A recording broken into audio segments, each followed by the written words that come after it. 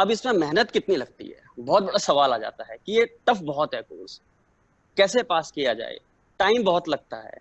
सुनने में यही आता है हम सब लोगों को अपने आसपास के एनवायरनमेंट से।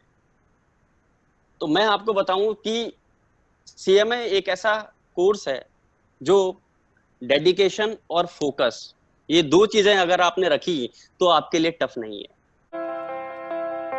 जो सीए कोर्स है उसमें अपॉर्चुनिटीज क्या है, मतलब फ्यूचर में अपॉर्चुनिटीज इस कोर्स में है भी या नहीं। तो जैसा कि आपने अभी मोदी जी ने टारगेट दिया 5 ट्रिलियन इकोनॉमी का, तो इसमें सीए बहुत इंपॉर्टेंट रोल प्ले करेगा, क्योंकि इकोनॉमी को 5 ट्रिलियन बनाने के लिए यहाँ पर नए इंटरप्राइजेस स्टेब्लिश होंगे, नए नए कंप्लायंस का पूरा करना पड़ेगा। तो सीए इसमें भी काफी इंपॉर्टेंट रोल प्ले करने वाले हैं। और अभी डीटी कोड भी आने वाला है, डायरेक्ट टैक्स कोड, तो इसमें भी यंग चार्टर्ड अकाउंटेंट के लिए काफी अच्छी अपॉर्चुनिटी है, क्योंकि डायरेक्ट टैक्स कोड जो है वो रिप्लेस कर देगा एग्जिस्टिंग इनडायरेक्ट वो एग्जिस्टिंग इनकम टैक्स एक्ट को। So with this you can understand what is the role of a company secretary, that he is signing the balance sheet. Moreover, a company secretary has to deal with directly to the management of the company. जो company secretary के जो vast areas हैं, these are like a company secretary go for either for the employment, he can start his practice, he go for the NCLT corporate practice, he can start, he can go for the IBC, he can become a trademark agent. There are many options which are open once you complete your company secretaryship. पहले prominently graduation के बाद ही LLB करी जाती थी, पर recent changes में उन्होंने भी 5 ईयर इंटीग्रेटेड कोर्स कर दिया है, जिसमें आपको बाय डिफॉल्ट एक ग्रेजुएशन की डिग्री मिलती है साथ में। वो उसमें अलग टाइप के कई बार वो बीकॉम एलएलबी है, कई पे वो बीए एलएलबी है। तो ऐसे कोर्सेज 5 साल के इंटीग्रेशन कोर्स अभी चालू हो गए हैं, और वो जैसे क्लैट के थ्रू भी होते हैं, जैसे कि संजीव जी ने आपको बताया, और हर यूनिवर्सिटी अपने एंट्रेंस एग्जाम्स भी लेती है। दिल्ली यूनिवर्सिटी एग्जाम्स की आप बात करें तो दिल्ली यूनिवर्सिटी में अगर आपको एडमिशन लेना है, हालांकि दिल्ली यूनिवर्सिटी में एडमिशन के लिए आपको ग्रेजुएशन करनी पड़ेगी, तब आपको एलएलबी में एडमिशन मिलता है। एज पर से कि किसी और ग्रेजुएशन यूनिवर्सिटी में भी आप कोर्सेज करना चाहते हैं तो ग्रेजुएशन के बाद ही आपको मिलेगा। जितने इंटीग्रेटेड कोर्सेज हैं वो इंटीग्रेटेड कोर्सेज हर यूनिवर्सिटी में हैं, वहाँ पे भी आपको क्लैट के थ्रू एडमिशन मिल सकता है या उनके एग्जाम्स के थ्रू एडमिशन मिल सकता है। सीए, सीएमए और सीएस स्टैट्यूटरी बॉडीज हैं, और इनके द्वारा जो सर्टिफिकेशन होता है केवल सर्टिफाइड यही प्रोफेशनल कर सकते हैं, कोई और नहीं कर सकते। जबकि जो दूसरे कोर्स हैं उनमें दूसरे स्ट्रीम के लोग भी आके प्रैक्टिस कर सकते हैं। तो ये प्योर कॉमर्स कोर्स हैं सीए, सीएस, सीएमए। और क्योंकि हर एक जगह लॉ का इन्वॉल्वमेंट होता है, तो एलएलबी हर एक कॉमर्स में जो स्टूडेंट हैं वो करेंगे, तो उनको इसका बहुत बेनिफिट मिलेगा। We can start, I guess. हाँ, या वी कैन स्टार्ट। आप इंट्रोडक्शन और प्रोग्राम का स्टार्ट कीजिए अपने। जी सर। सभी जुड़ने वाले टीचर्स और स्कूल के ओनर्स और ऑर्गेनाइजेशन का मैं इस फोरम पे स्वागत करता हूँ। हमारा फोरम एक प्रयास है बेसिकली उत्तराखंडी प्रोफेशनल्स को एकजुट करने का। प्रोफेशनल जैसे कि cost accountant, chartered accountants, advocates, company secretaries और जो कंपनीज में टैक्सेशन या फिर कॉमर्स, फाइनेंस, अकाउंट जैसे प्रोफाइल्स को हैंडल करते हैं। हम प्रोफेशनल्स को तो अपने तरीके से अपडेट कर ही रहे हैं, उनका प्रोफेशनल स्किल्स बढ़ा रहे हैं। हमारा साथ साथ में ये भी प्रयास है कि हम कुछ और एक्टिविटीज कर सकें जिससे उत्तराखंड का यूथ, उत्तराखंड के स्टूडेंट्स और उत्तराखंड के प्रोफेशनल्स भी और एज ए कम्युनिटी उत्तराखंड में हम लोग अपना कंट्रीब्यूशन बना पाएं। तो ये जो प्रयास आज का है, इसमें हम जैसे कि आप लोगों को पता ही है, जो कॉमर्स स्ट्रीम के स्टूडेंट हैं उनका क्या करियर ऑप्शन है, उससे रिलेटेड संजीव जी पहले आपको डिटेल्स देंगे। फिर हमारे पैनल पे प्रदीप चावला जी हैं जो कंपनी सेक्रेटरी हैं, दिनेश चंद्रा हैं सीए फाइनल स्टूडेंट हैं, और नीरज उप्रेती जी हैं जो एक कॉस्ट अकाउंटेंट हैं, कॉस्ट एंड मैनेजमेंट अकाउंटेंट। मैं अब जीवन जी से और संजीव जी से आग्रह करूंगा कि इस प्रोग्राम को आगे लेके जाएं। Sir. Thank you Pradeep ji, thank you very much.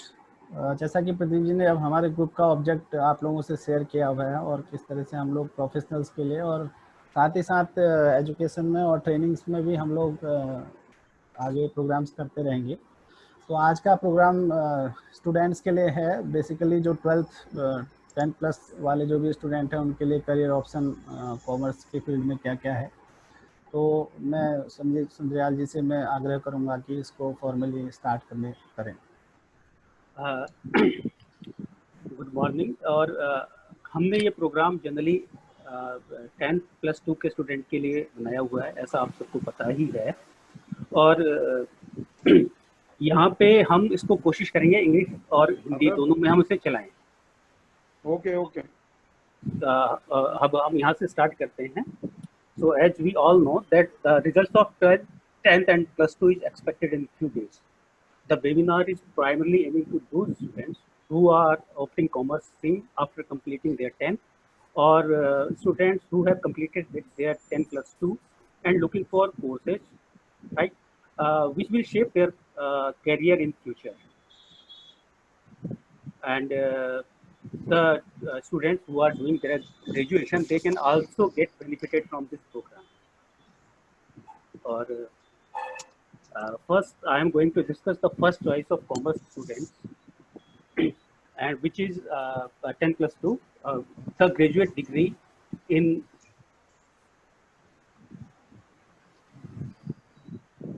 commerce, that is BCom. And all students know about it, but I am discussing about the BCom because that will lead to become the base of career in commerce. So the degree is most customary course that students tend to choose after their +2 completion, and this is a 3-year graduate degree that provides knowledge on subjects like accountancy, statistics, management, human resources, computer economics, etc.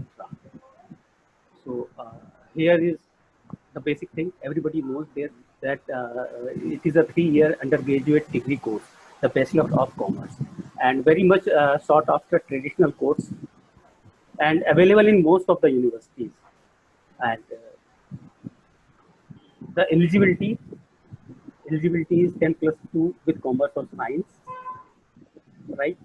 And admission process, every university has this course almost, and the admission is as per university norms, but basically it depends on marks secured in 10+2, and some universities or some colleges, especially in Delhi University, they conduct test and interview for this course.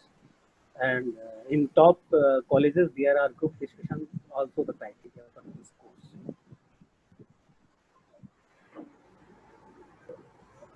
And about the course structure, it is a 3-year degree course, and there are 2 streams of it, BCom Pass and BCom Honors. BCom Pass is a routine course, and BCom Honors is with some specialization in any subject. And when we discuss about job prospects regarding after completing the BCom, so like in banks, insurance companies, and consultancy firms, there are many opportunities exist for the BCom Pass BCom students, and then they can also work as tax return preparer, like in income tax and GST, and junior accountants in multiple organizations, or in private sector, or even in government sector, or and the other opportunity for after completing the BCom, they can work as finance, investment, or market analysts. So this was the brief introduction about BCom. But BCom, as I told, that BCom is the basic degree, and only BCom does not have a high difficulty level in the course structure, and students seeking this can easily practice and pursue other courses to gain specialization in different fields.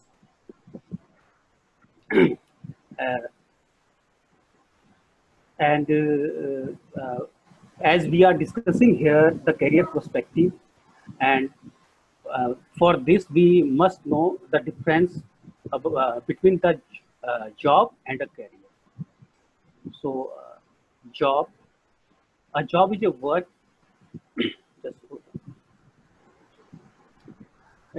one performs to earn money to support their basic needs. It can be full-time or part-time, and it may be short-term.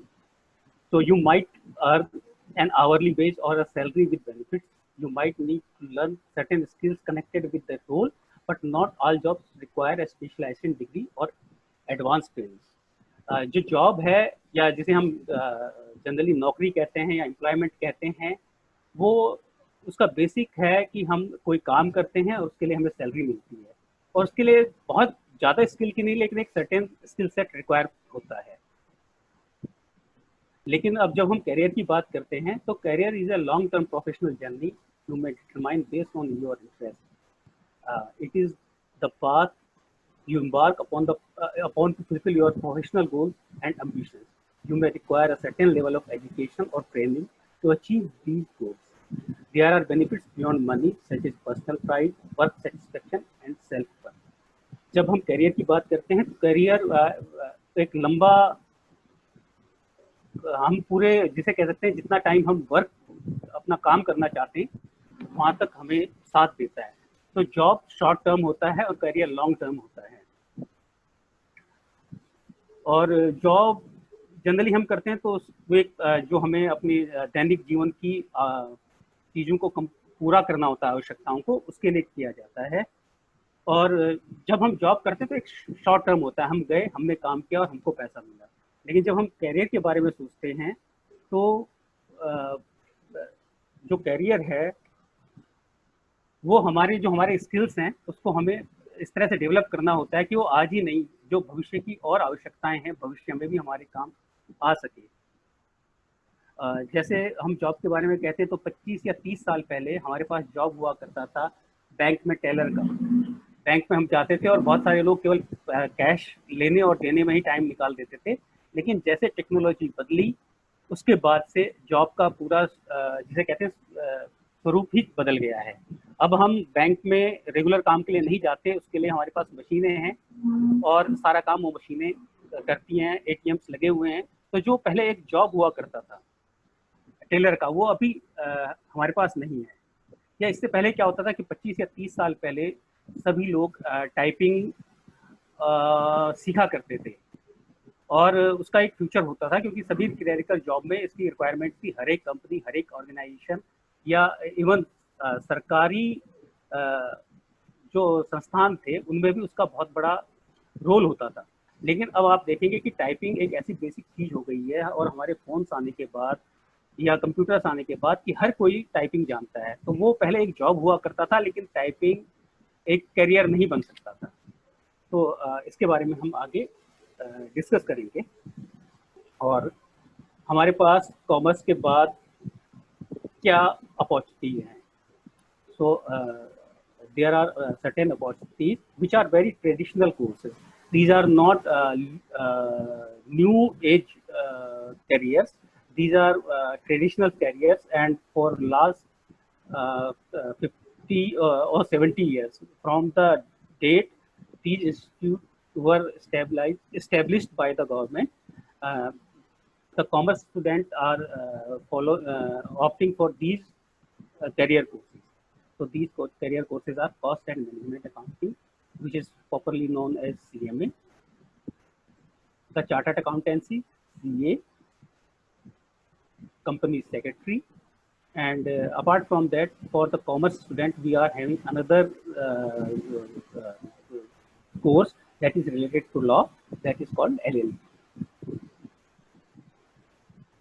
So first we are going to talk about cost and management accounting. The Institute of a Cost Accountant is a statutory professional body and they regulate the profession of cost and management accountancy. The Cost and Management Accounts Institute, ICAI, is a statutory body that is established by a special act of parliament, CMA Act, and CMA is compulsory to practice as a cost and management account. And when we come about the eligibility, जो इसके लिए पात्रता है तो वो है 10 for foundation course, 10+2 for foundation course for intermediate, and graduation for direct entry in intermediate course. Admission process का है registration with Institute of Cost Accountant of India for foundation और intermediate course.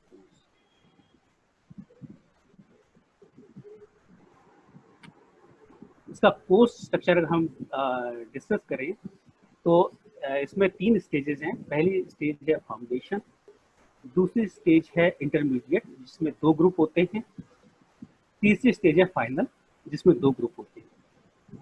इसके अलावा इसमें एक प्रैक्टिकल ट्रेनिंग दी जाती है जो वर्किंग कॉस्ट अकाउंटेंट्स होते हैं उनके साथ 3 साल का हमको एक ट्रेनिंग करनी पड़ती है. और हर एक इसमें जितने भी आपके एग्जाम होते हैं, हर एक पेपर को पास करने के लिए मिनिमम 40% मार्क्स रिक्वायर होते हैं और पूरा कोर्स कंप्लीट करने के लिए 50% मार्क्स एग्रीगेट में चाहिए होते हैं. इसके बारे में जो आपको डिटेल होगी वो हमारे CMA पैनलिस्ट हैं, CMA नीरज उप्रेती, अभी इसके बारे में और कुछ बताएंगे. तो जनरली जो इसके कैरियर प्रोस्पेक्ट्स हैं कि CMA करने के बाद हम क्या कर सकते हैं. CMA can start their own practice, auditing, maintaining cost record, employment in private sector. जैसे employment private sector में different रोल होते हैं अकाउंटिंग एंड फाइनेंस के, उसमें से किसी भी स्ट्रीम में CMA जाके अपना कंट्रीब्यूशन दे सकते हैं और फाइनेंशियल कंसल्टेंट ये अपना काम कर सकते हैं. अब इसके बारे में ज़्यादा डिटेल और डिस्कशन CMA नीरज उप्रेती बताएंगे. Good morning.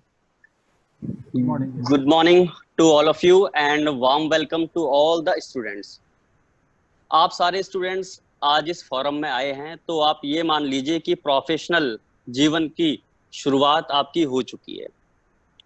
जहां तक बात है कॉस्ट एंड मैनेजमेंट अकाउंटेंट की, हमारे दिमाग में सबसे पहले सवाल ये आता है कि कॉस्ट एंड मैनेजमेंट अकाउंटेंट कौन होते हैं, उनका रोल क्या होता है.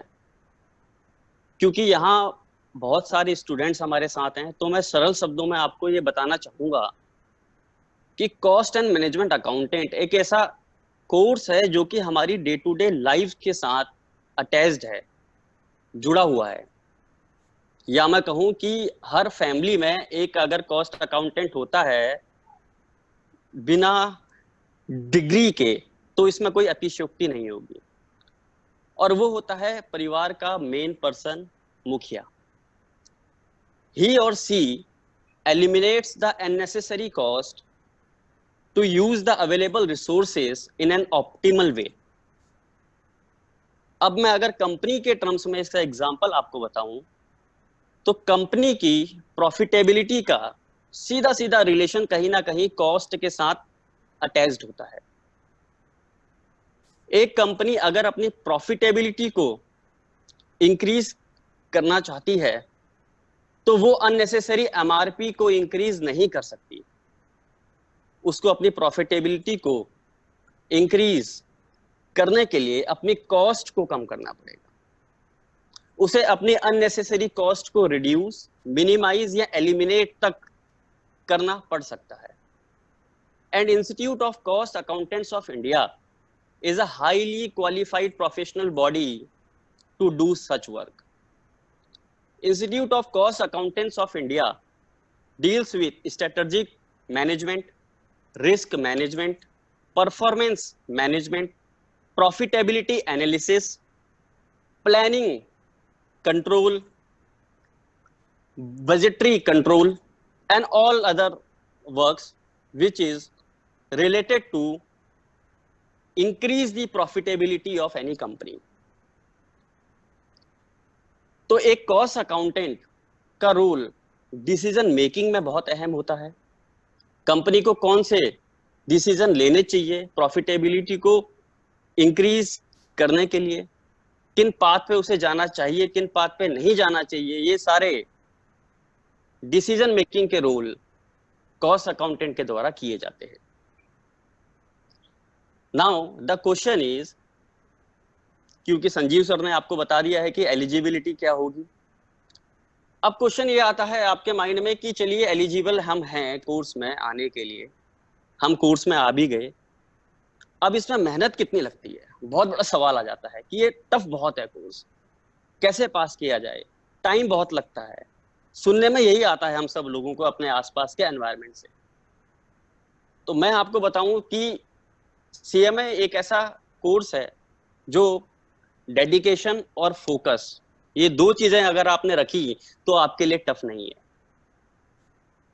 आप इस कोर्स में आइए और ऑन एन एवरेज अगर आप 2 to 4 आवर्स डेली का इसके लिए सेपरेटली निकाल लेते हैं तो यकीन मानिए कि विद इन 3 to 4 इयर्स आप एक कॉस्ट एंड मैनेजमेंट अकाउंटेंट होंगे, एक qualified cost and management accountant होंगे। कॉस्ट एंड मैनेजमेंट अकाउंटेंसी में साल में 2 बार एग्जाम होते हैं और आप चाहें तो किसी भी टर्म में अपेयर हो सकते हैं, जून टर्म और एक होता है ईयर एंड में। और मिनिमम जो पासिंग मार्क्स इसमें होते हैं एग्रीगेट 50% और पर सब्जेक्ट में आपको मिनिमम 40% मार्क्स लाने मैंडेटरी है। इसका जो स्टडी मटेरियल है, इंस्टीट्यूट की तरफ से आपको स्टडी मटेरियल दिया जाता है जब आप इस कोर्स में आते हैं, एडमिशन लेते हैं। पोस्टल एंड ओरल इसकी क्लासेस होती हैं, आपके पास ऑप्शन है कि आप किसी भी ऑप्शन को ऑप्ट कर सकते हैं। इसका मतलब है नीरज जी कि इसके लिए हमको जहाँ पे कॉस्ट इंस्टीट्यूट है वहाँ नहीं जाना पड़ता। अगर हमारे उत्तराखंड के छोटे शहरों में, कस्बों में लोग हैं तो अपने घर पे बैठ के दूसरे कोर्स के साथ इसकी पढ़ाई कर सकते हैं। जी जी बिल्कुल बिल्कुल सर, ऐसा कुछ मैंडेटरी नहीं है आपको यहीं आना पड़ेगा। ऑनलाइन एडमिशन भी इसका हो जाता है, स्टडी मटेरियल भी आपको मिल जाता है, राइट। तो वो अपने घर पे बैठकर स्टडी करके सेंटर सेलेक्ट, जो भी आपके नियर बाई सेंटर है उनको सेलेक्ट आप किया जा सकता है और वहां पे जाके एग्जाम दिया जा सकता है।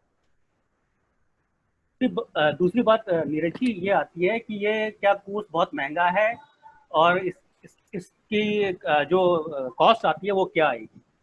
सर कॉस्ट की अगर मैं आपको बात बताऊं तो आपने जैसे बताया स्टार्टिंग में कि इसमें 3 लेवल होते हैं, फाउंडेशन, इंटर और फाइनल। फाउंडेशन कोर्स की फीस 4000, इंटर की 20,000, फाइनल की 17,000। टोटल अगर मैं इनको करूं तो 41,000 इसकी कॉस्ट आती है। अगर मैं हायर साइड पे भी इसको ले जाऊं तो 50,000 मैक्सिमम, जो कि इस कोर्स के बाद होने वाले रिजल्ट का एक बहुत ही मिनिमम अमाउंट है। मतलब एक रीजनेबल कॉस्ट में ये कोर्स किया जा सकता है और इस कोर्स को करने के बाद आप किस हाइट पे पहुंचोगे उसकी कोई सीमा नहीं है। तो अगर हम जनरली देखें तो कोई भी कोर्स अगर हम किसी भी यूनिवर्सिटी से करें तो उसका खर्चा इससे बहुत ज़्यादा आता है। और ये उनमें से सबसे अच्छी बात ये इस कोर्स की ये है कि ये केवल एक ही इंस्टीट्यूट करवाता है और इसकी जो एक्सेप्टेंस है और जो है वो मतलब इसके मुकाबले कोई दूसरा कोर्स अवेलेबल ही नहीं है। ये जी जी बिल्कुल बिल्कुल सर, एक यूनिक कोर्स है, कॉस्ट अकाउंटेंसी से रिलेटेड है। और जैसे मैंने आपको स्टार्टिंग में बताया कि कॉस्ट अकाउंटिंग हमारी डे टू डे लाइफ से रिलेटेड है और इतनी क्रिएटिविटी है इसमें बेसिकली कि आप चाहें तो इस कोर्स को के बाद आप कॉस्टिंग के क्षेत्र में, फाइनेंशियल के क्षेत्र में, रिस्क मैनेजमेंट में, प्रॉफिटेबिलिटी एनालिसिस में आपके पास इतने वाइड स्कोप हो जाते हैं। आप किसी भी फील्ड में, अपने इंटरेस्ट की फील्ड में आप जाकर अपना पैशन के साथ वहां पे काम किया जा सकता है और एक अच्छे मुकाम को हासिल किया जा सकता है। दूसरी बात ये मैं जानना चाहूँगा नीरज जी कि आप हमारे स्टूडेंट्स को ये भी बताइए कि जो कॉस्ट अकाउंटिंग का एरिया है जिसमें एक्सक्लूसिवली कॉस्ट अकाउंटेंट ही प्रैक्टिस कर सकते हैं या कुछ चीज़ें जो एक्सक्लूसिवली कॉस्ट अकाउंटेंट ही साइन कर सकते हैं और जो इस कोर्स का मेन बेनिफिट है वो आप बताइए। जी, जैसा कि नाम से ही हमें पता चलता है कॉस्ट एंड मैनेजमेंट अकाउंटेंट, हमारे पास जो मेन अथॉरिटी है कॉस्टिंग से रिलेटेड वो है कॉस्ट ऑडिट। कॉस्ट ऑडिट केवल और केवल कॉस्ट अकाउंटेंट ही एलिजिबल हैं करने के लिए, राइट। उसके बाद कंपनी की कॉस्टिंग, उनकी बजटरी प्लानिंग, उनका रिस्क मैनेजमेंट, डिसीजन मेकिंग, ये सारे ऐसे काम हैं जिनमें कॉस्ट अकाउंटेंट का बहुत ही महत्वपूर्ण रोल होता है, उनकी बहुत ही महत्वपूर्ण भूमिका होती है। Thank you, Neeraj ji. Now we are moving forward to another course, and you please stay there for final question and answer round. We will need your expertise. Sure. Thank you. So after that, the second course comes to Chartered Accountant, CA, and I think every commerce student must be aware about this course, Chartered Accountancy. And the Institute of Chartered Accountants of India, ICAI, is a statutory body established by an Act of Parliament for regulating the profession of chartered accountancy in the country. And the CA is compulsory for becoming the member of institute and practice the profession.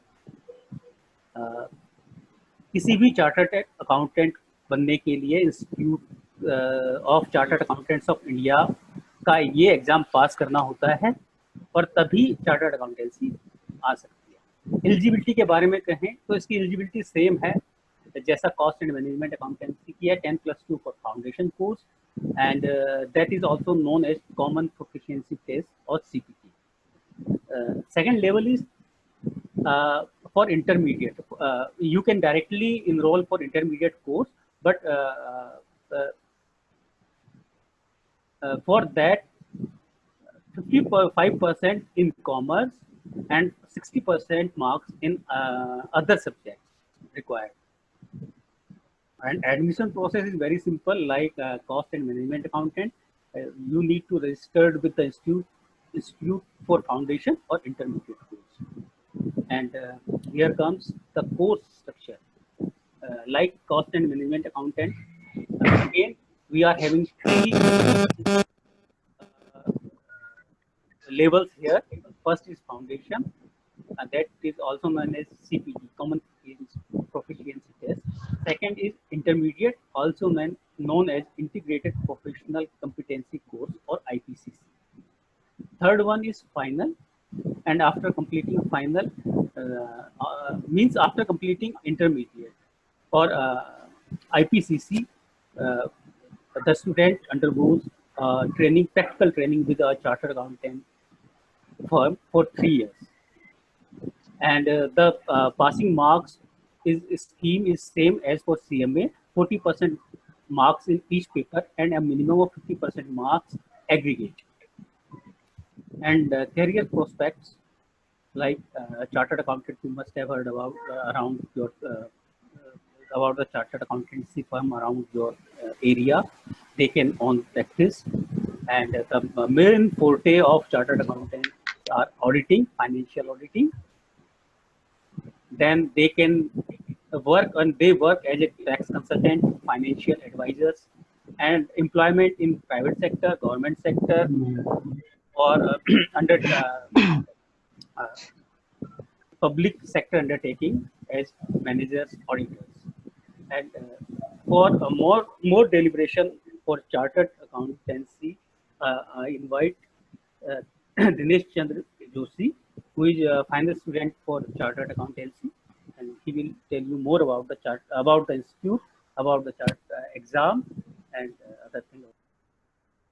Hello, good morning, friend. Today I am Dinesh Chandra Joshi. I will guide you about CA courses.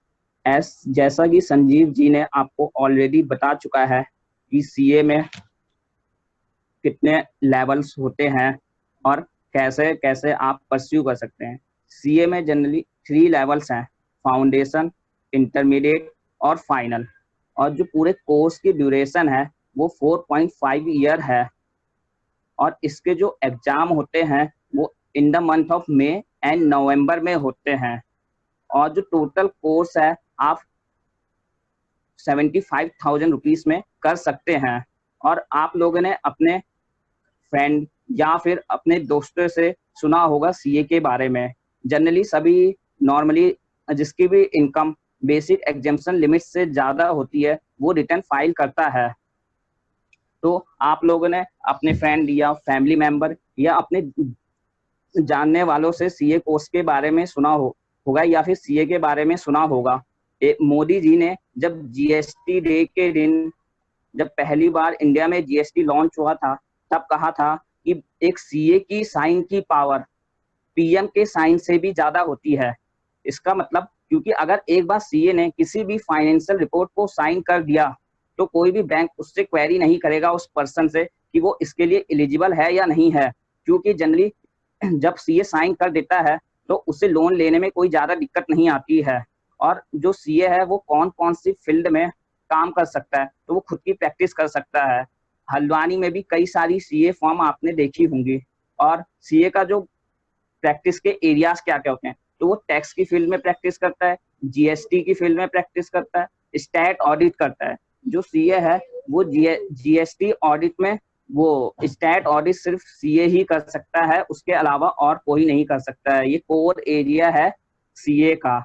और financial market में CA काफी अच्छा role play कर रहे हैं, जैसा कि आपने राकेश झुनझुनवाला जी को सुना होगा और रामदेव अग्रवाल जी को सुना होगा। और लॉ में भी सीए प्रैक्टिस कर सकते हैं, जैसे कि हरीश साल्वे जी भी सीए हैं। और मैनेजमेंट कंसल्टेंसी में भी सीए काफी अच्छा कर रहे हैं। और रिसेंटली जो आईबीसी आया था इंसॉल्वेंसी एंड बैंक्रप्सी कोड, उसमें भी सीए काफी अच्छा रोल प्ले कर रहे हैं और वो इंसॉल्वेंसी प्रोफेशनल बन सकते हैं।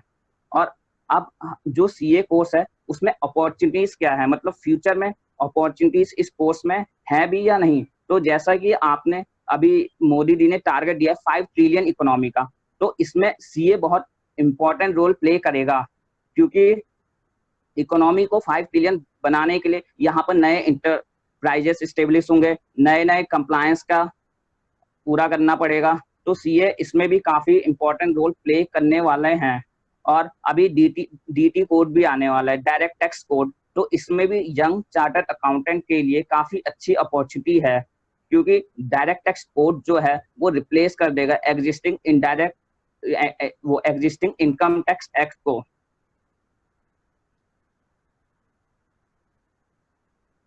Thank you Dinesh.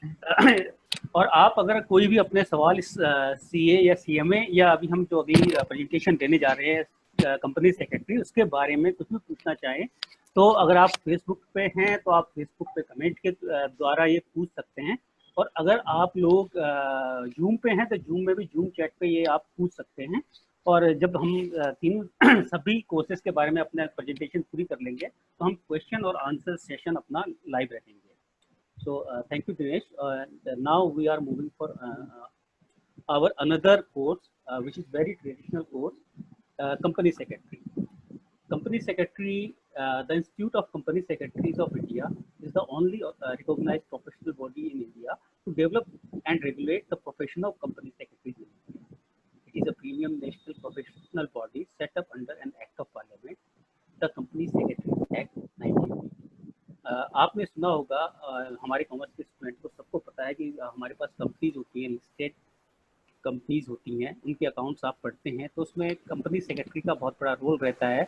और कंपनी की कोई भी कार्रवाई चलाने के लिए कंपनी सेक्रेटरी की रिक्वायरमेंट रहती है। तो यहाँ पे हमारा कंपनी सेक्रेटरी का प्रोफेशन आता है। ये कोर्स जो कैटर करता है कंपनी सेक्रेटरी, जो ये कोर्स कंप्लीट करता है वो कंपनी सेक्रेटरी होता है। So eligibility, again, when we come to eligibility, it is same 10+2 for foundation course or 10+2 and foundation course for executive program. The persons who have completed their graduation, they can take directly admission in executive program. Admission process is like other professional course, CMA or CA. It is registration with the institute for foundation and intermediate course. And here we come about the course structure. So again, here is a 3-tier structure. First is foundation, second is executive program, third is professional program. Apart from these 3 stages, the person has to undergo a practical training for 15 months. And when we come to career prospects, the companies with the paid up share capital of 5 crores or more must have a company secretary on their company. All companies seeking listing in stock exchanges. खूब आपने stock exchange के बारे में पढ़ा होगा, NSE, BSE जो main stock exchange हैं India के। तो जो भी कंपनी इनमें लिस्ट करती है, हर एक लिस्टिंग कंपनी को कंपनी सेक्रेटरी की रिक्वायरमेंट होती है। इसके अलावा कंपनी सेक्रेटरी अपनी प्रैक्टिस कर सकते हैं, जो कॉर्पोरेट लॉ है उससे रिलेटेड जो भी केसेस होते हैं उनमें अपनी प्रैक्टिस कर सकते हैं। तो हमारे साथ अभी कंपनी सेक्रेटरी के बारे में और बताने के लिए CS प्रदीप चावला हैं, जो कंपनी सेक्रेटरी हैं और प्रैक्टिस कर रहे हैं, और वो आपको कंपनी सेक्रेटरी कोर्स और इंस्टीट्यूट और इसके जॉब प्रोस्पेक्ट्स और उसके काम के बारे में आगे बताएंगे।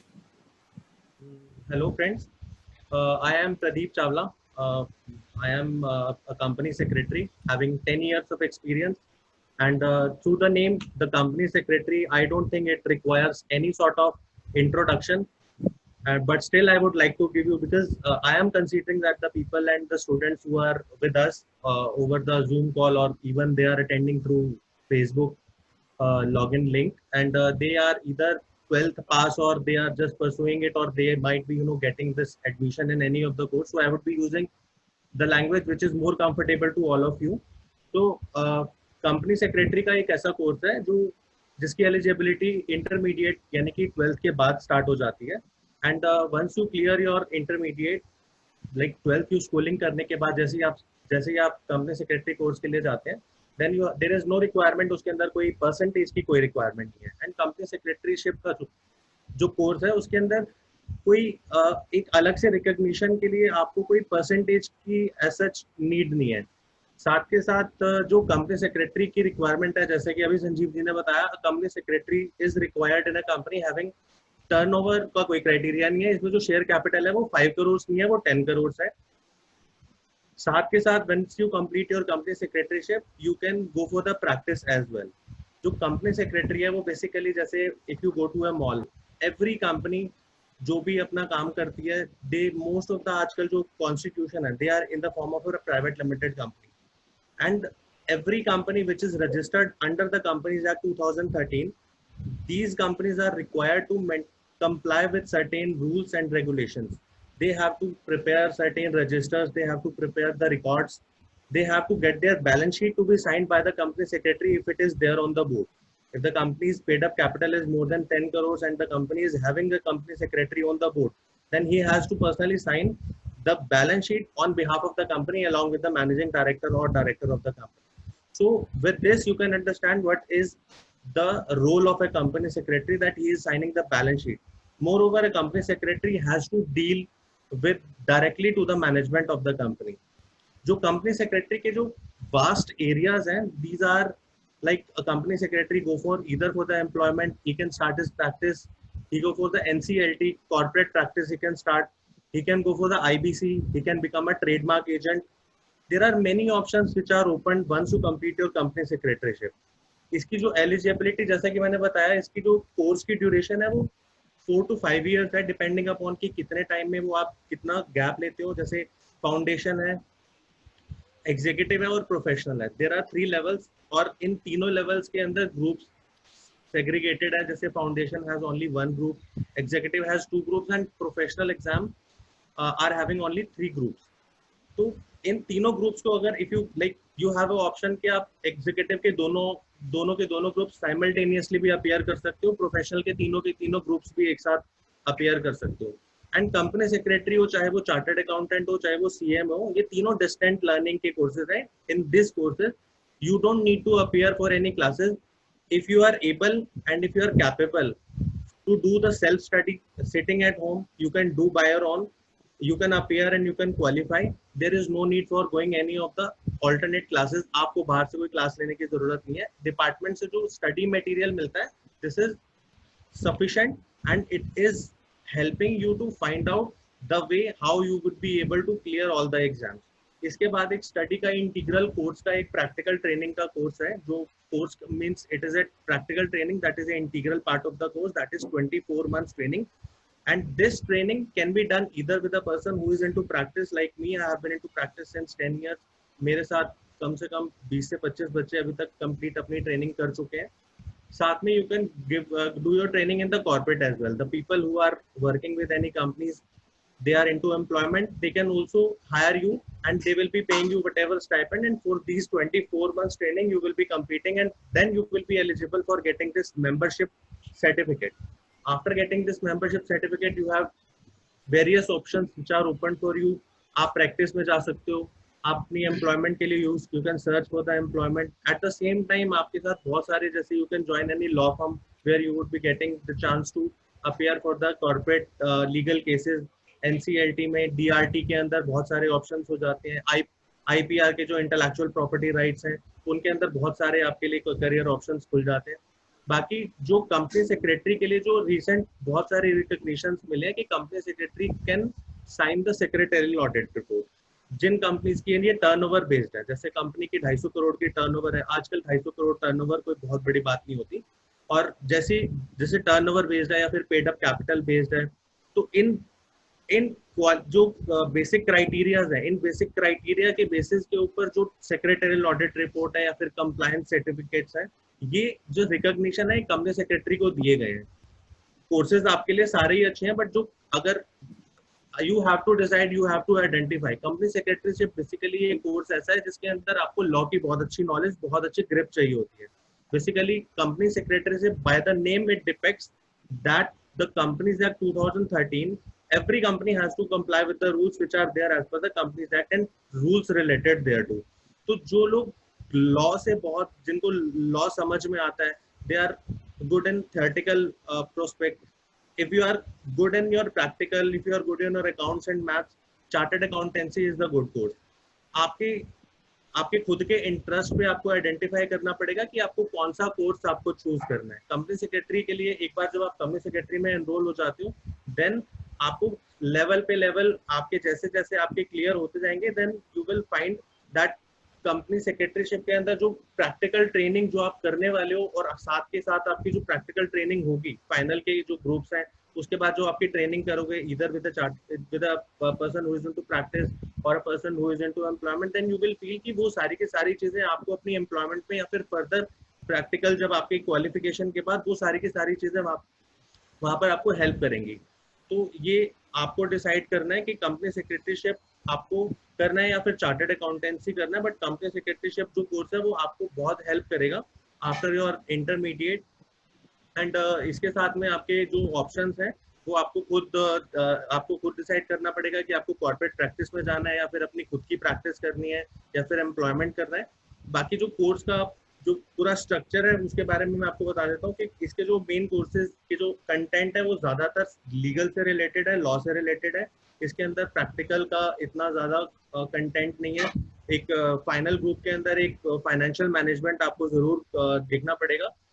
इसके अलावा ऐसा कोई ज्यादा डिफिकल्टी नहीं है. और जब आप लेवल जैसे आप इंटरमीडिएट क्लियर करते हैं, जो फाइनल में आएंगे तो आपको समझ में आएगा कि जो फाइनल का जो लेवल है वो आपका प्रैक्टिकल, जो आप मार्केट में कभी जाते हैं, अगर आप कोई भी प्रोडक्ट बाय करते हैं तो उसके अंदर एक किसी भी प्रोडक्ट के ऊपर जैसे कॉस्ट से रिलेटेड चीजें लिखी होती हैं, टैक्स से रिलेटेड लिखा होता है, एमआरपी से रिलेटेड लिखा होता है, you can easily match with what practically that is happening around. तो एक कंपनी सेक्रेटरी और चार्टर्ड अकाउंटेंसी की जो एक स्ट्रीम है और जो डिसाइड आपको करना है वो आपको अपनी खुद आइडेंटिफाई करना है कि आपका कौन सा मेन स्ट्रक्चर आपको ऑप्ट करना है और आपका एरिया आपका कौन सा स्ट्रॉन्ग है. उसके बेसिस पे you can identify and you can make a option. Pradeep ji, जो कंपनी सेक्रेटरी का कोर्स है वो भी मेरे ख्याल से बहुत इकोनॉमिकल है, जैसा कि सीएमए और सीए है. ये तीनों ही कोर्स बहुत इकोनॉमिकल हैं. तीनों ही कोर्सेज का जो कंटेंट है, अगर कॉस्ट की बात करूं तो ये 50-60,000 के आसपास टोटल कोर्स की जो कॉस्ट आती है. आपको फाउंडेशन की आई थिंक 10,000 के आसपास फीस है, और 15 to 18,000 is for intermediate and 21,000 is for final. तो टोटल अगर मूव करें तो इट इज 50-60,000 से कम पड़ेगा. और at the same time institute के अंदर भी कुछ क्लासेस होती हैं जो आप बहुत एक रीजनेबल कॉस्ट पे आप वहां से अटेंड कर सकते हैं. They will help you to appear the exam and they will help you to qualify all the groups at the same time. Thank you Pradeep ji. अभी हम फाइनल में आपको क्वेश्चन एंड आंसर सेशन के लिए फिर कॉल करेंगे. इसके बाद हमारा जो नेक्स्ट कोर्स आता है वो आता है बैचलर ऑफ लॉज LLB। और bachelor of law is the law education is govern by the bar council of India, and LLB degree offers students to be influenced as lawyers or advocates. This program entails of study of subjects like family law, constitutional law, property law, company law, administrative law, और even tax laws. और जो हमारे तीनों course हैं, चाहे CMA है, CA है या CS है, अगर इनके साथ साथ LLB भी की जाए तो ये बहुत ही आपके करियर को बूस्ट देता है। लेकिन अगर आप केवल फाइनेंस और अकाउंट या कॉमर्स में केवल LLB को भी आगे लेके चलें तो ये भी आपके करियर के लिए एक ऑप्शन हो सकता है। और एलिजिबिलिटी हमारे पास LLB की 2 स्ट्रीम्स होती हैं, एक 5 इयर्स इंटीग्रेटेड डिग्री कोर्स होता है और दूसरा हमारे पास होता है 3 इयर्स ऑनर्स डिग्री कोर्स। तो या तो आपको 10+2 होना चाहिए और ग्रेजुएट होना चाहिए। एडमिशन प्रोसेस है, admission process university wise depend करता है। हमारे पास 10+2 के लिए भी क्लैट है और ग्रेजुएट लेवल पे भी क्लैट होता है, या अलग यूनिवर्सिटीज और ग्रुप ऑफ इंस्टीट्यूशंस अपना अलग एडमिशन प्रोसेस चलाते हैं। Common admission, law admission test, CLAT या इससे मिलते जुलते अलग टेस्ट होते हैं जो 10+2 लेवल पे होते हैं यूनिवर्सिटीज में। उसके लिए 50% मार्क्स 10+2 में होने चाहिए। और जो हमारा 3 इयर्स का ऑनर्स ग्रेजुएट कोर्स होता है उसके लिए यूनिवर्सिटीज़ ने अपने अलग अलग एडमिशन के प्रोसेस किए हुए हैं, लेकिन जो एक जनरल रिक्वायरमेंट है वो 45% मार्क्स चाहिए होते हैं LLB में एडमिशन के लिए। इसके बाद कोर्स स्ट्रक्चर है, मैं आपको बता चुका हूँ। यहाँ पे 2 कोर्स हमको मिलते हैं। एक होता है 5 years integrated graduate law degree, जो 5 साल 10+2 के बाद 5 साल का कोर्स होता है जिसमें आपको ग्रेजुएशन डिग्री मिलती है। दूसरा होता है हमारे पास 3 years graduate honours law degree, जो आप ग्रेजुएशन के बाद अप्लाई कर सकते हैं। और अगर किसी को एज एन एडवोकेट प्रैक्टिस करना है कोर्ट्स में तो उनको ऑल इंडिया बार एग्जामिनेशन क्लियर करना पड़ता है कोर्ट में प्रैक्टिस करने के लिए। लेकिन अगर आप प्रैक्टिस नहीं करते और एज एम्प्लॉयमेंट कहीं पर जॉब करते हैं तो इसके लिए आपको ऑल इंडिया बार एग्जामिनेशन क्लियर करने की रिक्वायरमेंट नहीं होती है। जहाँ पर हम आते हैं करियर प्रोस्पेक्ट्स के बारे में, तो हम जो LLB करता है वो कहीं भी एडवोकेट वो इन्वॉल्व करके ऑल इंडिया बार एग्जामिनेशन क्लियर करके प्रैक्टिस कर सकते हैं आपके कोर्ट्स में, चाहे आपके डिस्ट्रिक्ट कोर्ट्स हों या आपके सबऑर्डिनेट कोर्ट्स हों या फर्स्ट क्लास या सेकंड क्लास मजिस्ट्रेट के, या डिस्ट्रिक्ट कोर्ट्स हों या हाई कोर्ट हो या सुप्रीम कोर्ट हो, वहाँ प्रैक्टिस कर सकते हैं। जो अदर ऑर्गेनाइजेशन होते हैं, चाहे गवर्नमेंटल हो चाहे आपके प्राइवेट इंस्टीट्यूट हो, प्राइवेट ऑर्गेनाइजेशन हो, वहाँ पर भी क्योंकि लॉ इंटीग्रेटेड चीज़ है, हर एक जगह लॉ की रिक्वायरमेंट होती है, लॉ ग्रेजुएट की रिक्वायरमेंट होती है। तो आपको लीगल एग्जीक्यूटिव ऑफिसर या मैनेजर, जो भी आपका एक्सपीरियंस और एक्सपोजर है उसके हिसाब से आप वहाँ पे काम कर सकते हैं। लीगल एडवाइजर बता चुके हैं। टैक्स में भी, टैक्स लॉ में अगर आपका स्पेशलाइजेशन है, आप उसे बहुत अच्छी तरह जानते हैं, तो एज ए टैक्स कंसल्टेंट भी आप काम कर सकते हैं। और आपने अपने शहरों के बाहर देखा होगा एडवोकेट्स के साथ कि वो कई टैक्स कंसल्टेंट एडवोकेट्स हैं, वो इनकम टैक्स या इनडायरेक्ट टैक्स की प्रैक्टिस करते हैं। प्रदीप रावत जी मेरे ख्याल से इसके बारे में थोड़ा और डेलिब्रेट आपको कर पाएंगे।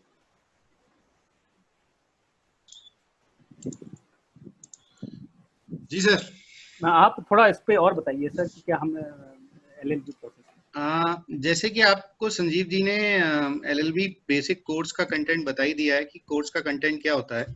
तो 2 टाइप के कोर्सेज आजकल मतलब पहले प्रोमिनेंटली ग्रेजुएशन के बाद ही LLB करी जाती थी, पर रीसेंट चेंजेस में उन्होंने भी 5 ईयर इंटीग्रेटेड कोर्स कर दिया है, जिसमें आपको बाय डिफॉल्ट एक ग्रेजुएशन की डिग्री मिलती है साथ में। वो उसमें अलग टाइप के कई बार वो BCom LLB है, कई पे वो BA LLB है।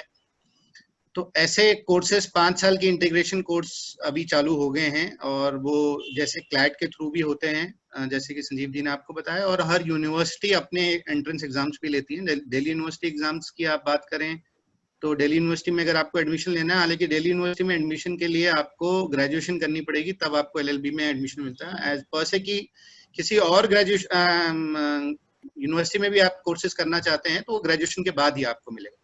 जितने इंटीग्रेटेड कोर्सेज हैं वो इंटीग्रेटेड कोर्सेज हर यूनिवर्सिटी में हैं, वहाँ पे भी आपको क्लैट के थ्रू एडमिशन मिल सकता है या उनके एग्जाम्स के थ्रू एडमिशन मिल सकता है।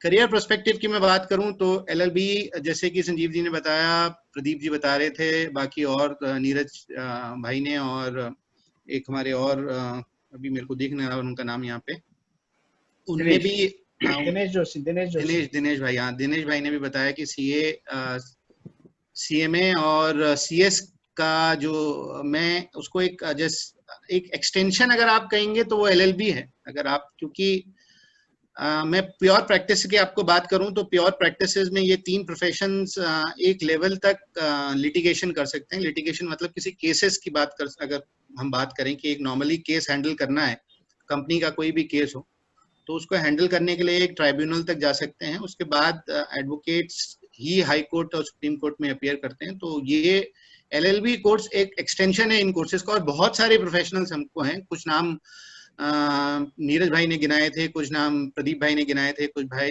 उनने गिनाए जो सीए से रिलेटेड दिनेश भाई बता रहे थे। तो उनमें सबसे प्रोमिनेंट नाम अगर मैं आपको बताऊं तो हरीश साल्वे है। हरीश साल्वे के बारे में आप जानते ही हैं, हालांकि वो सीए कोर्स से रिलेटेड है। उनके फादर साहब चार्टर्ड अकाउंटेंट थे, बहुत प्रोमिनेंट एडवोकेट हैं आज की डेट में। आप लोग, बहुत लोगों ने उनका नाम सुना होगा। राकेश झुंझुनवाला जी का नाम बता ही दिया है, जो सीए कोर्स से रिलेटेड है।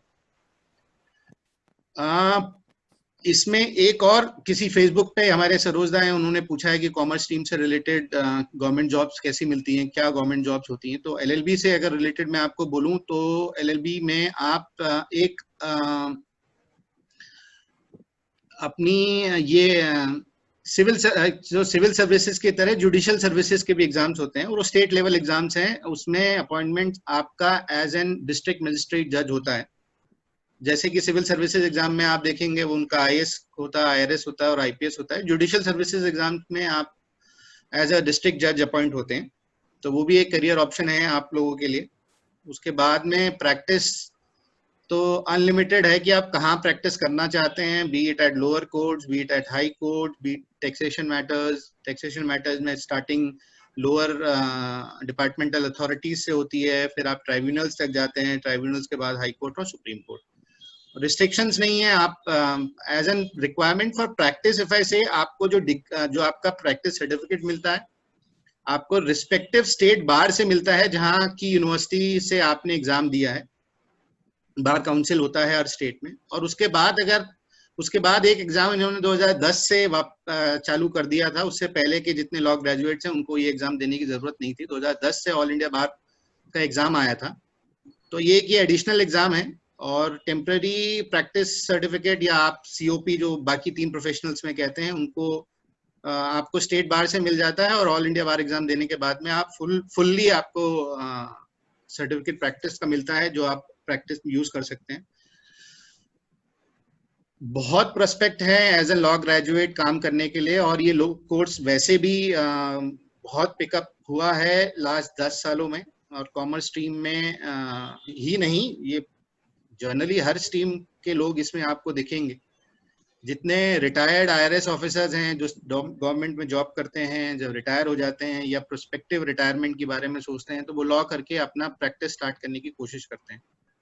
प्रैक्टिस एरियाज में सीए भी कर सकता है, सीएमए भी कर सकता है, सीएस भी कर सकता है, जो संजीव जी बता रहे थे, बाकी पैनलिस्ट ने भी बताया आप लोगों को।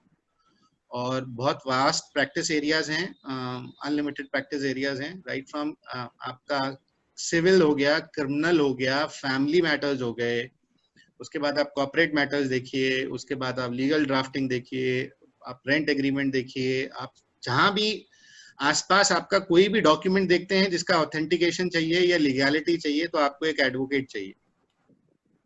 तो ये इसमें प्रोस्पेक्ट बड़े सारे हैं। बाकी आप लोगों का अगर कोई स्पेसिफिक क्वेश्चन हो तो हम लोग उसको एंटरटेन कर सकते हैं। बिल्कुल प्रदीप जी, अब हम जो जा रहे हैं आगे चलते हैं, हम क्वेश्चन एंड आंसर। ये हमारी इंस्टीट्यूट को जो हमने अभी आपको डिस्कस किया, उनको अगर आप देखना चाहें तो आप खुद वेब पे जाके इंटरनेट के थ्रू इंस्टीट्यूट के बारे में जा सकते हैं, इसके बारे में पता कर सकते हैं। सभी इंस्टीट्यूट ने अपने कोर्स के बारे में, अपने प्रोस्पेक्ट्स के बारे में, एडमिशन प्रोसेस के बारे में, अपने जो उनका सिलेबस है उसके बारे में सारी चीज़ें अपने वेबसाइट पे रखी हुई हैं, और जो भी स्टूडेंट इसे चाहते हैं वो यहाँ जाके आप एक्सेस कर सकते हैं। तो प्रदीप जी, इसके बाद हम अपनी क्वेरीज ओपन करना चाहेंगे। जो भी हमारे पार्टिसिपेंट हैं, चाहे फेसबुक पे हों तो वहाँ पे टाइप कर सकते हैं, या जूम पे हो तो जूम चैट के थ्रू ये चीज़ें बता सकते हैं, और हमारे जो पैनलिस्ट हैं उनको आंसर करेंगे। जूम पे हैं तो आप अनम्यूट करके सवाल पूछ सकते हैं,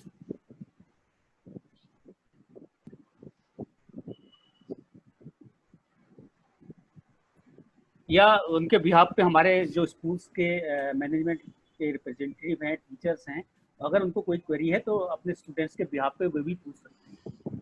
किसी ने चैट बॉक्स में लिखा है संजीव जी, अगर आप उसको एड्रेस करना चाहें तो प्लीज।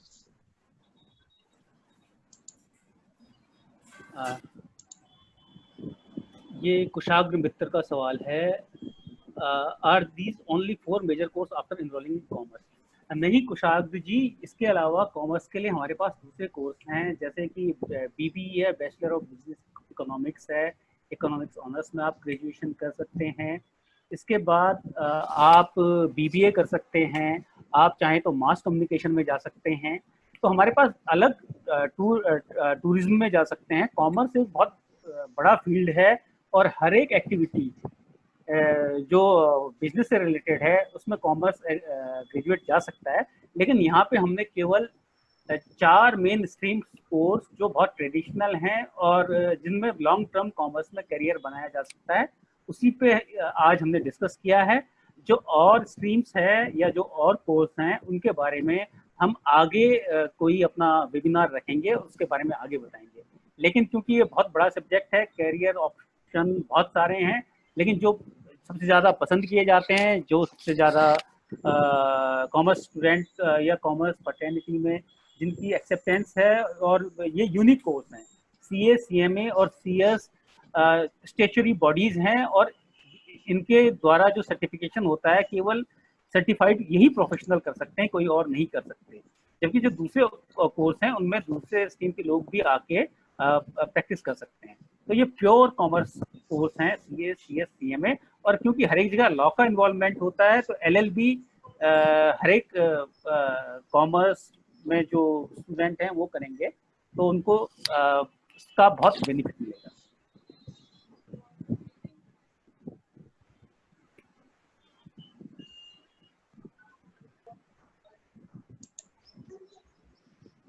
बिल्कुल, आप कुशाग्र जी का फिर से सवाल है कि मेरे पास currently I am having science and I have second thought, should I take commerce or can I take commerce career after doing 10+2 with CCM? Yes, आप कॉमर्स के कोई भी कोर्स हैं और 10+2 के बाद चाहे आप किसी भी स्ट्रीम में हैं आप कर सकते हैं। आप चाहें तो फाउंडेशन में एडमिशन ले सकते हैं, या अगर आप चाहें कि आपको पहले ग्रेजुएशन करनी है तो आप ग्रेजुएशन करने के बाद भी इन कोर्सेज में एडमिशन ले सकते हैं। केवल आपको सीए में अगर आप कॉमर्स स्ट्रीम से इंटरमीडिएट में डायरेक्ट एडमिशन लेते हैं तो आपको कॉमर्स स्ट्रीम से तो 55% एग्रीगेट आपके होने चाहिए विद इंग्लिश। और अगर आप अदर देन कॉमर्स स्ट्रीम से हैं, ग्रेजुएशन आपने अदर देन कॉमर्स स्ट्रीम से की है, तो आपका एग्रीगेट 60% से ज़्यादा होना चाहिए करंट लेके। एक चीज मैं ऐड ऑन करना चाहूंगा सर, ये कोर्स करने की कोई रिस्ट्रिक्शंस नहीं है, पर ये जो आप कह रहे हैं सेकंड थॉट है, इस सेकंड थॉट के ऊपर आप अपने टीचर्स से बात करिए, और हो सकता है तो अपने पेरेंट्स से भी बात करिए। ये इमीडिएटली जंप करने वाला डिसीजन नहीं है। आप पीसीएम लेके बैठे हैं और अभी कॉमर्स स्ट्रीम में शिफ्ट करना चाह रहे हैं, तो ये थोड़ा सा इसको थॉट दीजिए, मतलब क्यों आप पीसीएम लेके अभी कॉमर्स में आना चाह रहे हैं। आपको रिस्ट्रिक्शंस नहीं है, पर I think you should sit with your teachers and your parents also to analyse कि why are you going to shift to commerce. इसके बाद एक और सवाल आया है कि LLB प्योरली इंटरेस्ट बेस्ड और it also involves merit based. मैंने जैसा बताया था, कई लॉ कॉलेजेस हैं जो प्रेस्टिजियस लॉ कॉलेजेस हैं, जैसे कि नेशनल लॉ यूनिवर्सिटीज़ हैं, हर एक जगह नेशनल लॉ यूनिवर्सिटीज़ के हमारे 7-8 कैंपस हैं। इसके अलावा और यूनिवर्सिटीज़ हैं, तो वहाँ पे आपको एंट्रेंस टेस्ट से ही 10+2 के बाद एडमिशन होता है। जो और यूनिवर्सिटीज़ हैं, आप जैसा जानते होंगे कि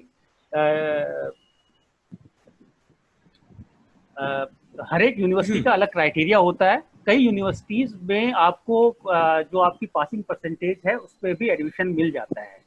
और इसके अलावा हमारे जो प्राइवेट कॉलेजेस कई खुले हुए हैं जिनका एफिलिएशन यूनिवर्सिटी से है, और क्योंकि final affiliation bar council of India से होता है, तो आप प्राइवेट कॉलेजेस से भी LLB कर सकते हैं, जहाँ पे आपको हो सकता है कि कुछ कॉलेजेस में एंट्रेंस ना देना पड़े। कोई मेरिट इसमें एंट्रेंस आप ही की बात को ऐड करते हुए संजीव जी मैं ये कहना चाहूंगा कि वो हर जगह एंट्रेंस मेरिट बेस्ड ही है, हर जगह एंट्रेंस मेरिट बेस्ड है। ये आप मान के चलिए कि ऑलमोस्ट हर इंस्टीट्यूट में आपका एंट्रेंस मेरिट बेस्ड ही है।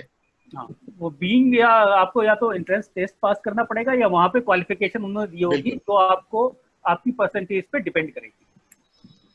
एक और इससे रिलेटेड क्वेश्चन चित्रा वर्मा जी ने भी किया फेसबुक पे, संजीव जी उसे भी टेकअप कर लीजिए। मैं एक्चुअली फेसबुक के क्वेश्चन शायद देख नहीं पा रहा हूँ।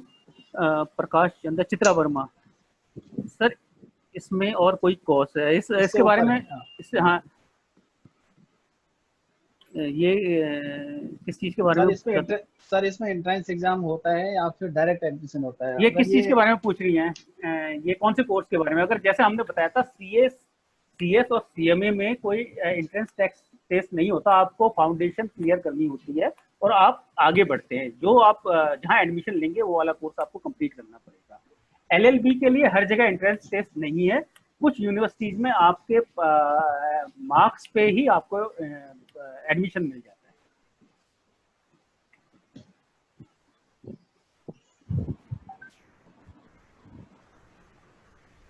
इसके अलावा एक हैंड रेज हुआ है, अगर आप देख पाएंगे, क्योंकि मेरे पास कई चीजें थोड़ी सी लिमिटेड हैं।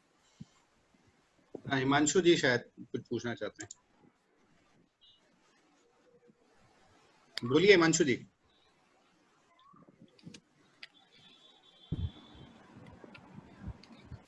हिमांशु जी अनम्यूट कर लीजिए आप।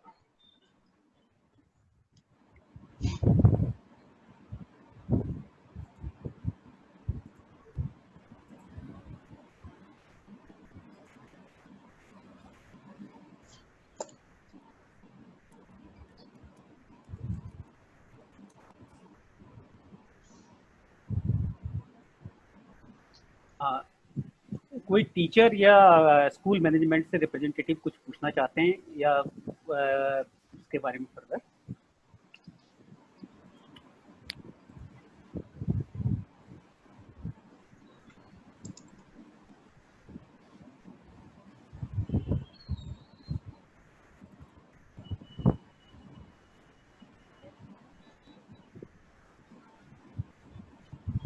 अगर हम हमारे क्वेश्चन हो चुके हैं तो हम स्कूल रिप्रेजेंटेटिव्स को चाहेंगे कि वो इस प्रोग्राम के बारे में या किसी और चीज़ के बारे में कुछ पूछना चाहते हैं या आगे कुछ रखना चाहते हैं।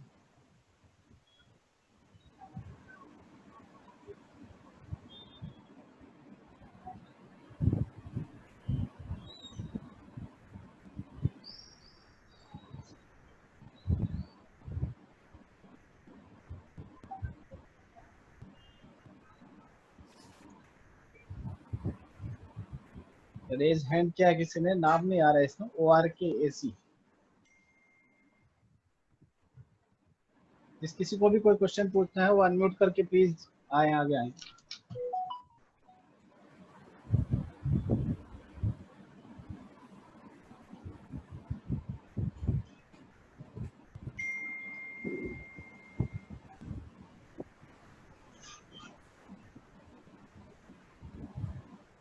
यहाँ पे फेसबुक पे चित्रा वर्मा का एक और सवाल आया है कि कोई specific government job in commerce stream.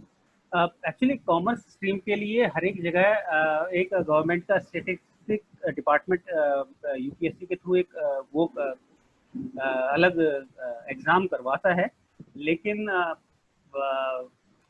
जो कॉमर्स वालों के लिए होता है, जो स्टैटिक्स के लिए। प्रदीप के अगर आपको इसके बारे में ज़्यादा पता हो, क्योंकि मुझे खुद गवर्नमेंट जॉब्स सर के बारे में गवर्नमेंट जॉब्स में वाइड वेराइटीज हैं सर, आप यूपीएससी में भी अपियर कर सकते हैं, उसमें कोई दिक्कत नहीं है।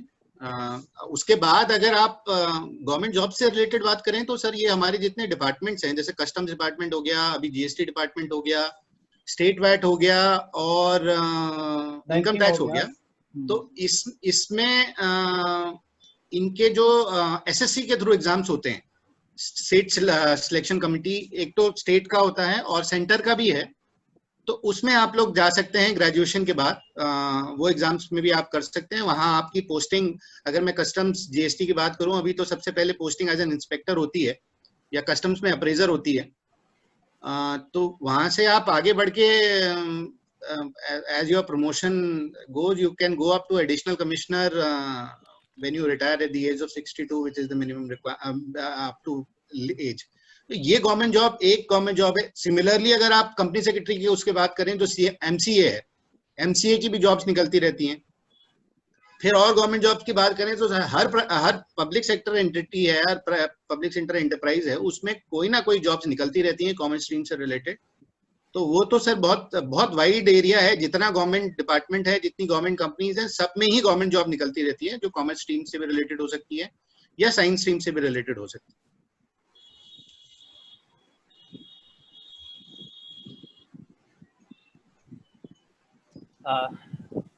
तो मुझे ऐसा लगता है प्रदीप जी की अभी कोई ये और पूछ रहा है सर कि कॉमर्स स्टूडेंट्स को बेटर मार्क्स स्कोर करने के लिए बोर्ड में क्या करना चाहिए, पढ़ाई के अलावा मेरे हिसाब से तो कोई और ऑप्शन नहीं है। यस, बोर्ड में या किसी भी एग्जाम में ज्यादा मार्क्स लाने के लिए आपको पढ़ाई करनी होगी और सिर्फ पढ़ाई करनी होगी। 5 सब्जेक्ट हैं। आप उन लोगों से पूछ रहे हैं जिन्होंने अपने पूरे कोर्स करियर में 16, 17, 18, 19 सब्जेक्ट किए हैं कोर्स को कंप्लीट करने के लिए। आपके पास अभी 5 सब्जेक्ट हैं, तो शायद पढ़ाई के अलावा और कोई ऑप्शन नहीं है। आप बोलिए। Hello, sir. Can you again tell me about the course for LLB, amount for LLB course and the year for LLB course? LLB अगर आप 10+2 के बाद 5 इयर्स का करना चाहते हैं तो वो आपको एक एंट्रेंस टेस्ट देना होगा। हर एक यूनिवर्सिटी का अलग अलग एंट्रेंस टेस्ट है और कुछ कॉमन एंट्रेंस टेस्ट भी है क्लैट का, तो उसके लिए आपको 50% मार्क्स रिक्वायर्ड होने चाहिए मिनिमम। और जो फीस की बात है तो वो हर एक यूनिवर्सिटी पे अलग अलग डिपेंड करती है। वो आपका शुरू हो जाता है, वो 20,000 रुपये पर सेमेस्टर से लेकर और 80,000 या 1,00,000 रुपये पर सेमेस्टर भी है। वो डिपेंड करता है आपका कौन सी यूनिवर्सिटी है, और उसमें रेजिडेंशियल और नॉन रेजिडेंशियल भी ऑप्शन होता है। तो टोटल जो 5 इयर्स इंटीग्रेटेड ग्रेजुएशन डिग्री है उसमें 10 सेमेस्टर होते हैं, जो 10+2 के बाद होती है। और जो ग्रेजुएशन के बाद होती है ऑनर्स डिग्री, ग्रेजुएशन की ऑनर्स LLB ऑनर्स, उसमें 6 सेमेस्टर होते हैं और उसकी फीस भी वेरी करती है। वो जनरली 20,000 रुपये पर सेमेस्टर से लेके 1,00,000 रुपये पर सेमेस्टर तक है। वो डिपेंड करता है कि आप कौन सी यूनिवर्सिटी में जा रहे हैं और कहाँ पे हैं। तो इसके लिए आपको जो बार काउंसिल ऑफ इंडिया की वेबसाइट है, वहाँ से आपको सभी एफिलिएटेड कॉलेजेस के बारे में पता चलेगा, और आप स्पेसिफिक एफिलिएटेड कॉलेज में जाकर की वेबसाइट पे जाकर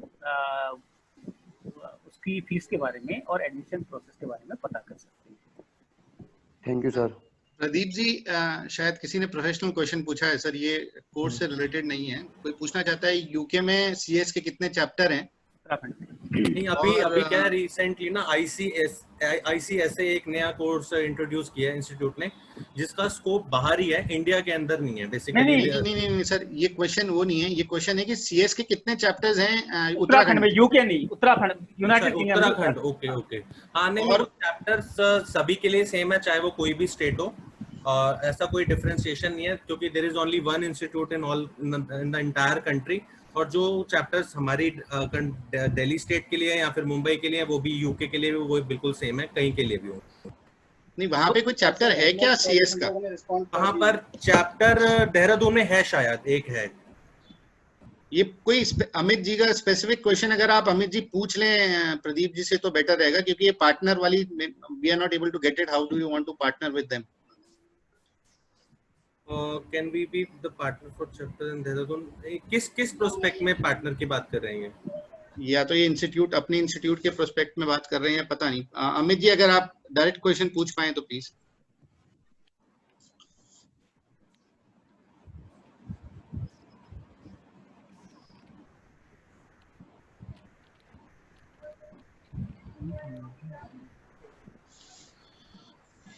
training chapter, training partner, okay.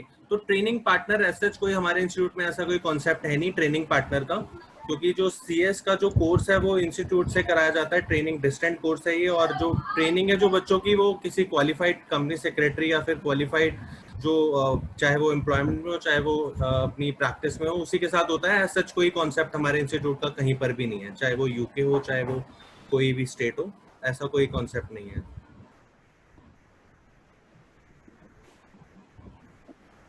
I hope it's clear.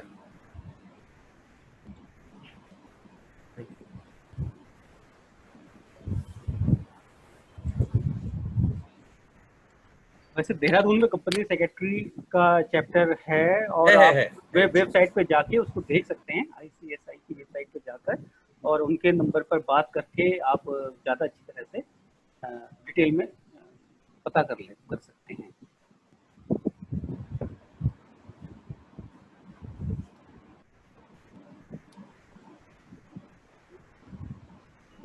अरे प्रदीप भाई। हाँ जी, मैं कह रहा था ना कि जो गवर्नमेंट स्पेसिफिक सिर्फ जो कॉमर्स स्टूडेंट्स के लिए गवर्नमेंट जॉब है, उनका आइडिया है? सरोजा, मैं अभी जस्ट बताया ही है कि गवर्नमेंट जॉब कोई स्पेसिफिक होती है, हर स्ट्रीम की होती है। जितनी भी गवर्नमेंट कंपनीज हैं, जितनी भी गवर्नमेंट एंटिटीज हैं, उसमें कॉमर्स स्ट्रीम से रिलेटेड जॉब निकलती रहती है। अच्छा। उसमें अकाउंट्स का डिपार्टमेंट हर जगह है, तो हर जगह कॉमर्स स्ट्रीम के लिए जॉब्स निकलती रहती हैं। लेकिन कोई डेडिकेटेड कैडर ऐसा डेडिकेटेड आप बोलें कि उसमें नहीं, मैं कहूंगा कि जितनी गवर्नमेंट कंपनीज हैं, जितने गवर्नमेंट इंटरप्राइजेज हैं या जितने गवर्नमेंट सेटअप्स हैं, हर किसी में अकाउंट्स डिपार्टमेंट है और हर किसी में कॉमर्स से रिलेटेड जॉब्स निकलती रहती है। जैसे ना एक ट्रैफिक कंट्रोलर का एग्जाम होता था, जिसमें क्या होता था कि अगर आपने 19 ईयर तक आपने अगर फर्स्ट डिवीजन में ग्रेजुएशन कर लिए, बीकॉम कर लिया, तो आपकी डायरेक्ट एंट्री हो जाती थी इस तरह की। वैसे और ये चीज क्या है ना, लोगों को, बच्चों को जानकारी नहीं होती कई बार। वो I don't think so Saroj ji, वो अभी एग्जिस्ट करता है वो वाला स्कीम, जितना मेरा नॉलेज है। अच्छा, ट्रैफिक कंट्रोलर वाला अभी कॉल फॉर किया जाता है और उसके हिसाब से आपको अप्लाई करना पड़ता है। अपने जो भी मेरिट उसमें डिसाइडेड है कि आपको कितना परसेंटेज होना चाहिए, और कोई स्पेसिफाइड यूनिवर्सिटी है अगर तो वो मेंशन करते हैं उसमें शायद, पर वो डिपार्टमेंट टू डिपार्टमेंट और government organisation to organisation differ करता है। तो प्रदीप जी, मेरे ख्याल से हमारे सारे सवाल आने बंद हो चुके हैं, और कोई भी सवाल हैं लोग हमारे वेब पेज पे, फेसबुक पे जाके हमसे फिर पूछ सकते हैं और हमको कांटेक्ट कर सकते हैं। हमारी डिटेल हमारे वेब पेज पे अवेलेबल है। सर, और एक बार ये इंस्टीट्यूट के नाम्स को वापस से वाला स्लाइड दिखा दीजिए, वो रिक्वायरमेंट आ रही है फेसबुक पे। एक बार इंस्टीट्यूट के नाम्स का वाला स्लाइड दिखा दीजिए।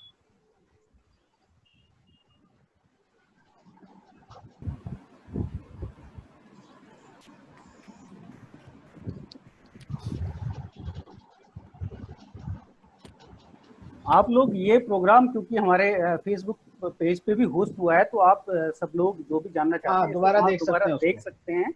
वहाँ पे जाके आप जो भी आपको हिस्सा देखना है या रोकना है उसे अच्छी तरह से देख सकते हैं।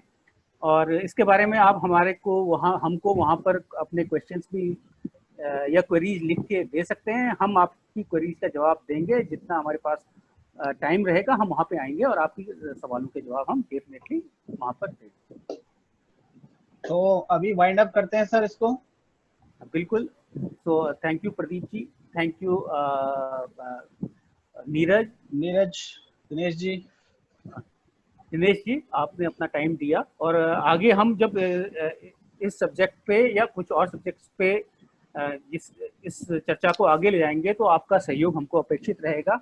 और thank you Jeevan ji and Pradeep Rawat ji. Thank you so much sir, thank you so much. Thank you sir. Thank you sir.